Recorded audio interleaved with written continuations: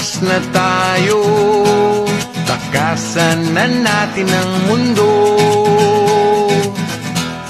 Magtago papalayo sa mas tahimik at payapang mundo.